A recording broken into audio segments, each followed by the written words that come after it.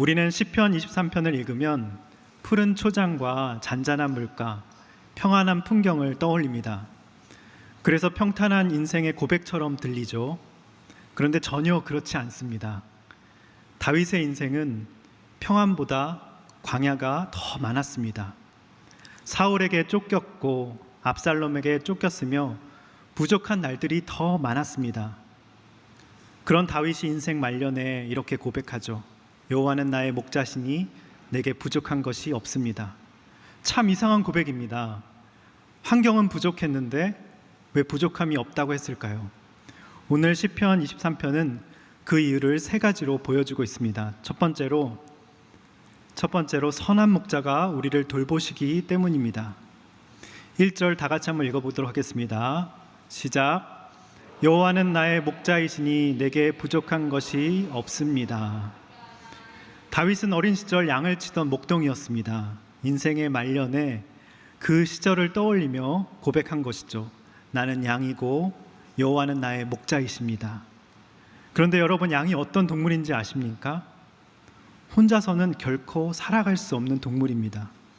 몸짓은 동글고 하체는 약해서 한번 뒤집어지면 자기 힘으로 일어서지 못합니다. 이 상태를 영어로 캐스트 다운이라고 하는데요, 성경의 낭만이라는 단어가 바로 이 양의 상태에서 나온 것입니다. 목자가 일으켜주지 않으면 배에 가스가 차서 죽게 되죠. 또 앞을 잘 보지 못합니다. 시야도 좁고 10에서 20m 앞밖에 보지 못합니다. 늘 눈 앞의 것만 보죠. 조금만 목자를 놓쳐도 길을 잃습니다.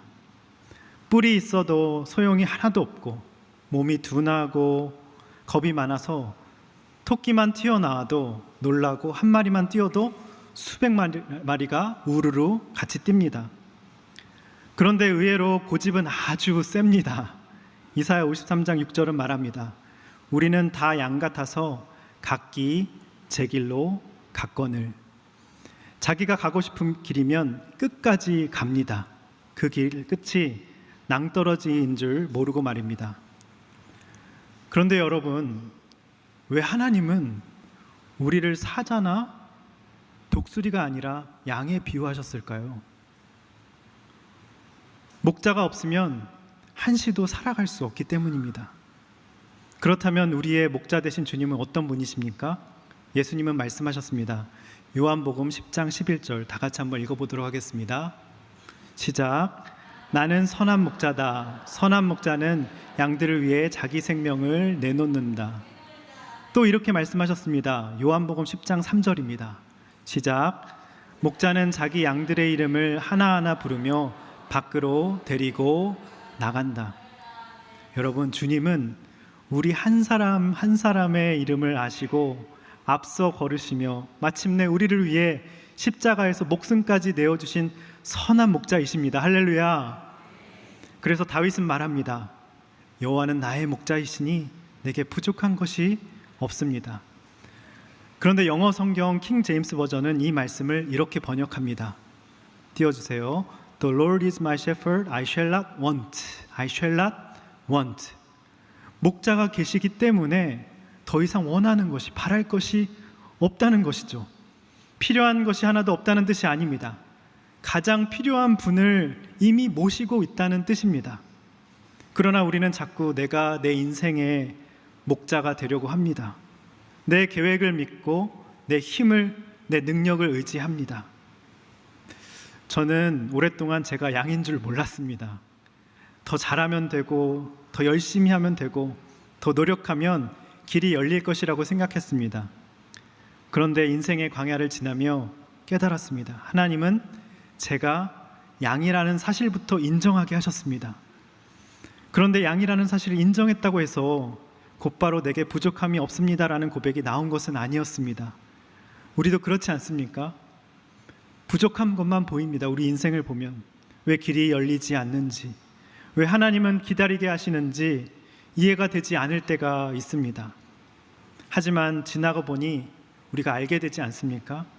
부족한 것이 없어져서 부족함이 없는 것이 아니었습니다. 목자가 계시기에 부족함이 없는 것이었습니다. 믿으십니까? 아멘. 2절 함께 보도록 하겠습니다. 2절 함께 읽어보겠습니다. 시작. 그분이 나를 푸른 목장에 눕히시고 잔잔한 물가로 인도하십니다. 여기서 말하는 푸른 목장은 우리가 액자에서 보는 끝없이 펼쳐진 초원이 아닙니다. 팔레스타인은 대부분 메마른 광야입니다. 푸른 풀을 만나는 것 자체가 기적입니다. 그래서 목자는 며칠씩 광야를 다니며 양들이 먹을 풀을 찾아다닙니다.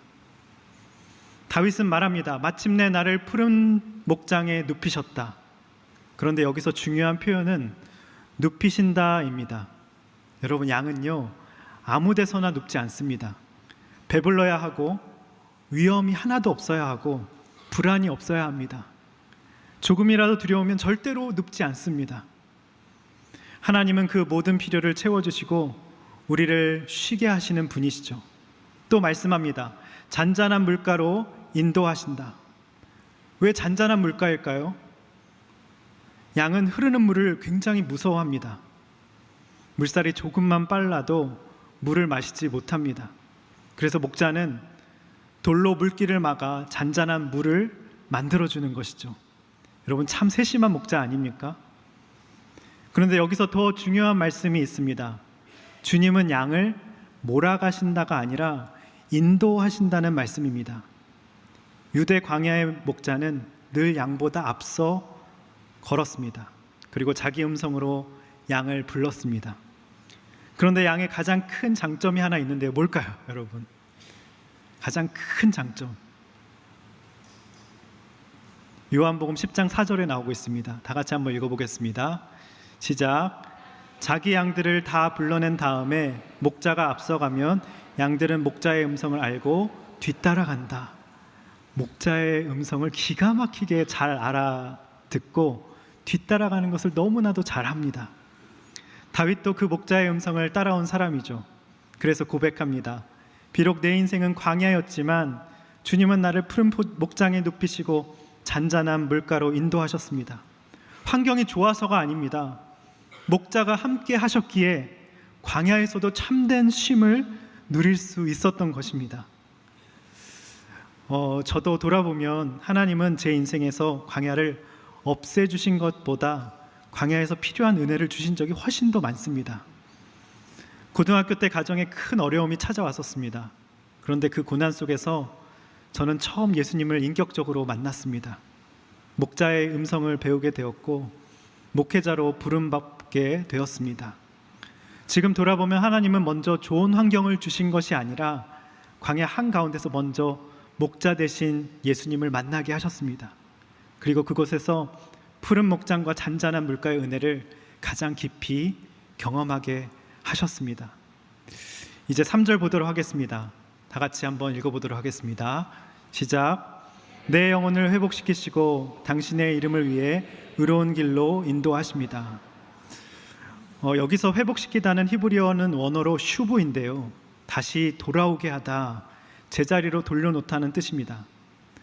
선한 목자는 길 잃은 양을 끝까지 찾아내 다시 제자리로 데려오시는 분이라는 것이죠. 팔레스타인 목자들의 이야기를 들어보면 길 잃은 양은 멀리 가지 못한다고 합니다. 가까운 덤불이나 바위 틈에 숨어서 두려움에 떨며 계속 매 울음소리를 냅니다. 그 소리를 들은 맹수들이 먼저 찾아오는 것이죠. 그래서 목자는 맹수보다 먼저 온 힘을 다해 양을 찾아 나선다고 합니다. 우리도 그렇습니다. 죄 가운데 넘어지고 하나님에게서 멀어졌을 때도 주님은 우리를 포기하지 않으십니다. 끝까지 찾아오시고 다시 제자리로 돌려놓으십니다. 왜 그렇게 하실까요? 왜 그렇게 하실까요? 우리가 잘해서가 아닙니다. 우리가 주님의 양이기 때문입니다. 3절은 이렇게 말합니다. 자기 이름을 위하여 의로운 길로 인도하신다. 선한 목자는 자기의 이름을 걸고 명예를 걸고 자기 양을 끝까지 책임지시는 분이십니다. 주님께 여러분은 그만큼 소중한 존재임을 여러분 믿으시기 바랍니다. 할렐루야. 두 번째로 보겠습니다. 선한 목자는 우리와 함께 하십니다. 4절 다 같이 읽어보겠습니다. 시작. 내가 죽음의 그림자가 드리운 골짜기를 지날 때라도 악한 것을 두려워하지 않는 이유는 주께서 나와 함께 계시기 때문입니다. 주의 지팡이와 막대기가 나를 지키시고 보호하십니다. 목양에 대한 이야기를 들었는데요, 여우는 양떼를 아주 교묘하게 노리는 동물이라고 합니다. 여우는 이른 새벽에 아직 형체도 제대로 보이지 않을 때 슬그머니 산에서 내려옵니다. 처음부터 달려들지 않습니다. 양들이 보기에는 자기들에게 아무 관심이 없는 것처럼 보입니다. 담장에 딱 붙어서 양들을 가만히 살핍니다. 바로 공격하지 않습니다. 마치 다 내 밥이다 하는 것처럼 눈빛만 반짝입니다. 그러다가 양 한 마리가 여우를 발견합니다. 그 순간 양떼가 순식간에 어수선해집니다. 바로 그때 공격합니다. 양들이 정신없이 뛰기 시작하면 여우는 반대편으로 돌아갑니다. 그렇게 양들을 좌로 몰고 우로 몰고 계속 뺑뺑이를 돌립니다. 양들이 완전히 지치면 여우가 딱 멈춥니다. 그 순간 가장 약한 양이 드러나는 것이죠. 여우는 바로 그 양을 공격합니다. 그런데 여러분, 그때 목자가 어디에 있을까요? 양의 눈에는 목자가 보이지 않습니다. 그래서 목자가 없는 것처럼 느껴집니다.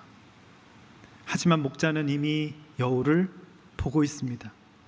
양보다 먼저 위험을 보고 막대기로 여우를 물리치고 지팡이로 흩어진 양을 다시 모읍니다.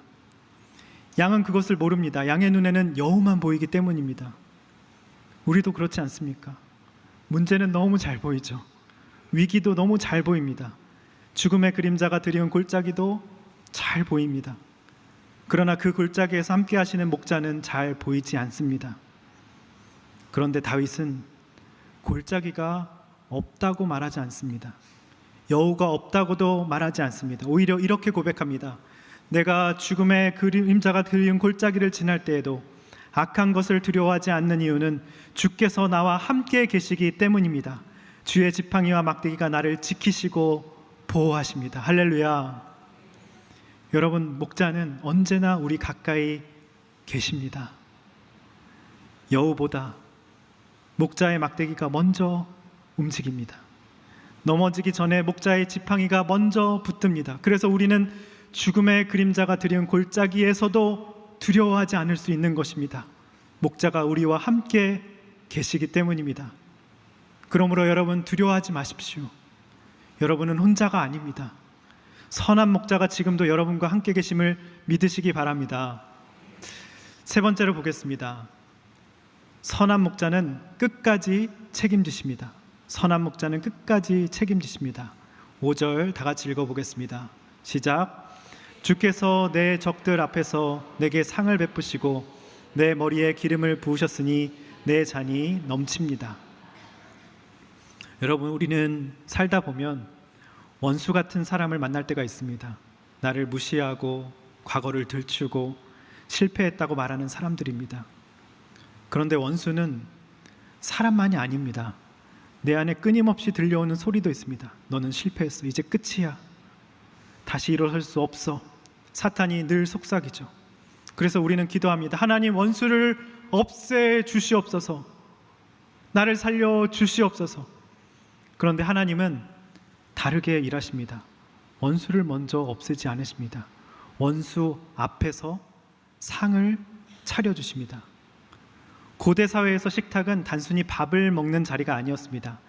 이 사람은 내 사람이다. 내가 지키고 보호하는 사람이다.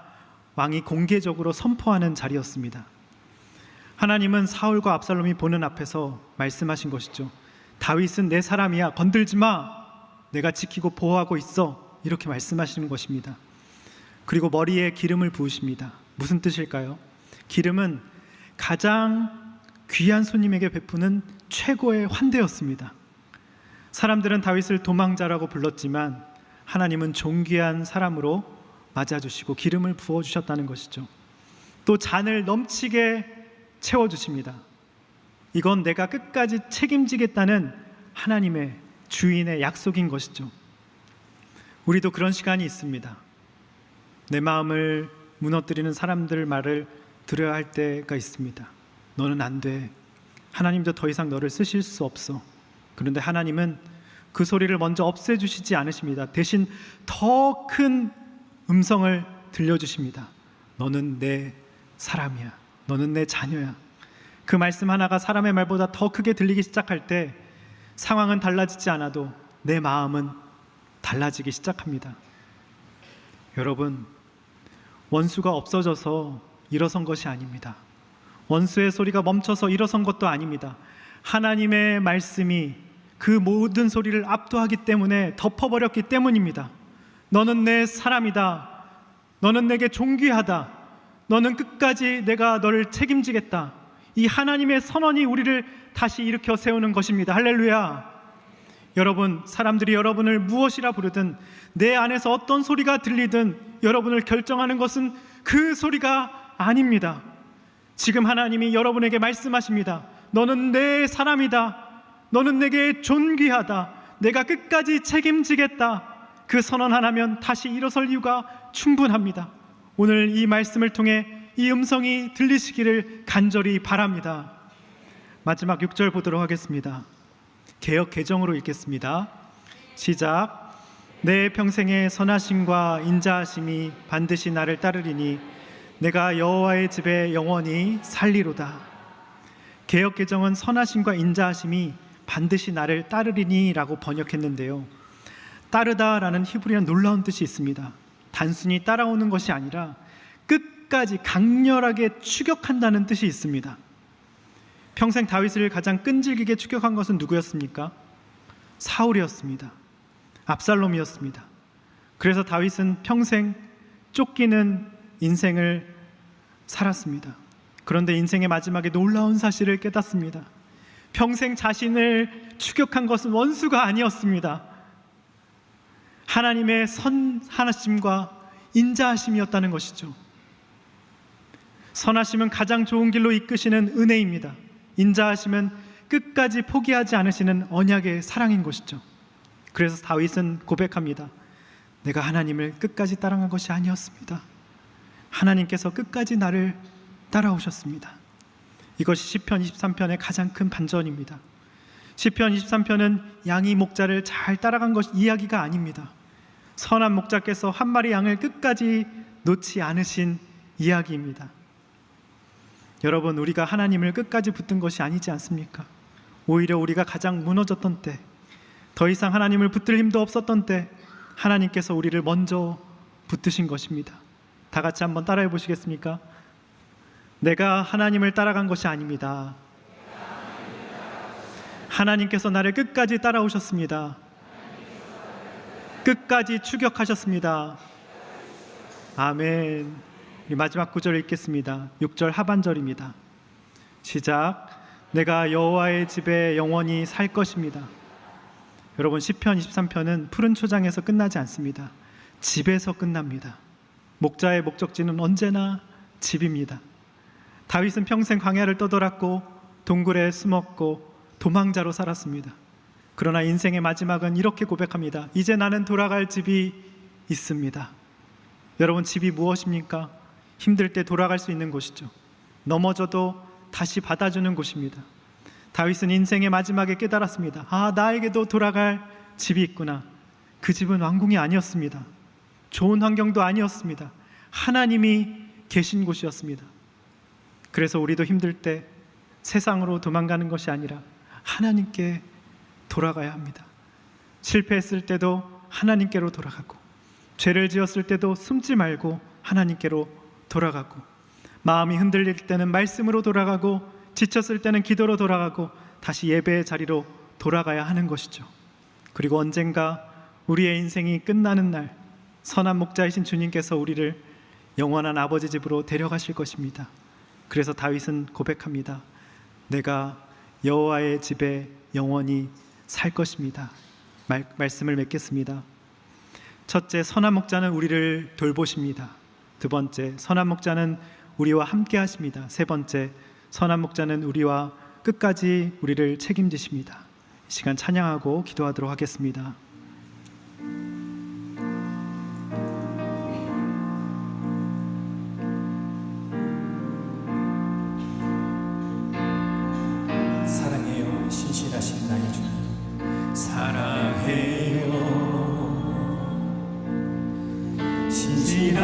신실하신 나의 주님, 나의 삶 주님 안에 있네.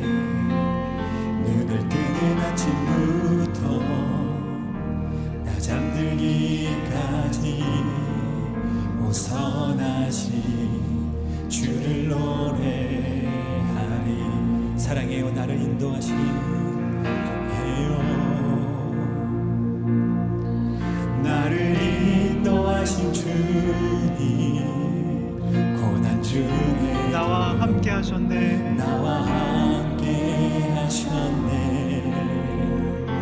내 아버지 되시고 내 친구 되신 주, 나의 삶 주님 안에 있네. 나의 삶 주님 안에 있네. 신실하신 나의 주님, 신실하신 나의 주님, 나의 삶을 인도하셨네. 나의 삶을 인도하셨네. 나의 모든 호흡 따라 오 선하신 주를 노래하리. 신실하신 나의 주님, 신실하신 나의 주, 나의 삶을 인도하셨네. 나의 삶을 인도하셨네. 나의 모든 호흡 따라 오 선하신 주를 노래하리. 주님의 선하심이, 주님의 선하심이 날 인도하시네. 주님의 선하심이 날 지켜주시네. 주께 엎드려 나의 모든 삶 주님께 드리네. 주님의 선하심이 날 인도하, 주님의 선하심이, 주님의 선하심이 날 인도하시네. 주님의 선하심이 날 지켜주시네. 주께 엎드려 나의 모든 삶 주님께 드리네. 주님의 선하심이 날 인도하시네. 우리 시간 기도하기 원합니다. 선한 목자 되신 하나님 아버지, 우리는 양입니다. 주님은 목자이십니다. 내 힘으로 살지 않게 하시고 목자의 음성만 따라가게 하여 주시옵소서. 광야의 골짜기에서도 끝까지 함께하여 주시고 원수 앞에서도 저희를 지켜 보호하여 주시옵소서. 주의 선하심과 인자하심이 따르는 인생 되게 하여 주시고 마침내 아버지의 집까지 인도하여 주시옵소서. 다같이 주여 한번 부르고 기도하겠습니다. 주여! 선한 목자 되신 하나님 아버지, 우리는 양입니다. 길 잃은 양입니다. 하나님 앞을 한 치 앞도 내다볼 수 없습니다. 선하신 주님을 따라가지 않으면 하루도 살아갈 수 없는 부족한 인생입니다. 주님, 우리를 붙들어 주시옵소서. 목자의 음성만 따라가는 인생 되게 하여 주시고, 하나님 광야의 골짜기, 죽음의 그림자가 들인 골짜기에서도 주의 지팡이와 막대기가 우리를 안위하신다고 말씀해 주셨사오니 우리를 지켜 보호하여 주시옵소서. 마침내 아버지의 집까지 인도하여 주시고 주의 선하심과 인자하심이 따르는 인생 될 수 있도록 주님 인도하여 주시옵소서. 선한 목자 되신 하나님 아버지, 오늘도 저희를 푸른 목장과 잔잔한 물가로 인도하시고 지친 영혼을 회복시켜 주심에 감사를 드립니다. 목자 되신 주님만 끝까지 신뢰하길 원합니다. 사망의 음침한 골짜기를 지날 때라도 함께 하시는 주님을 바라보게 하여 주시고, 길을 잃을 때마다 다시 찾아 회복시켜 주시고 주님의 지팡이와 막대기로 끝까지 지켜 보호하여 주시옵소서. 원수 앞에서도 담대하게 하시고 주님이 주시는 은혜와 평안으로 내 잔이 넘치게 하여 주시옵소서. 주님의 선하심과 인자하심이 우리를 끝까지 따라오심을 믿게 하시고 마침내 영원한 아버지 집에서 주님과 함께 영원한 기쁨을 누리게 하여 주시옵소서. 감사드리오며 예수님의 이름으로 기도드립니다. 아멘.